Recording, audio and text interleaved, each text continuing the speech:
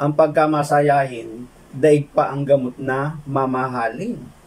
So, kung gusto natin gumaling, huwag tayong magmukmok, huwag tayong malungkot, kundi magsaya.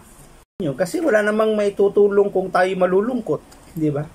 Wala namang maitutulong yung ating pagmumukmok para masolusyonan yung ating problema.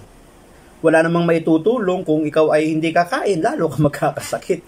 Wala namang maitutulong kung ikaw ay magpupuyat, lalong magkakaroon ka ng karamdaman. O diba? Kaya ano ang dapat gawin? Di magsaya.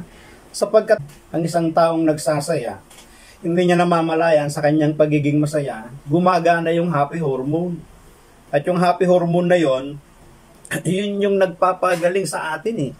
Kaya nga daw kapag ang isang tao ay masaya, tama ang sabi ng Biblia ang pagkamasayahin, daig pa ang gamot na mamahalin.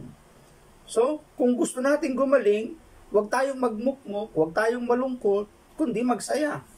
Thank you all for watching this here video.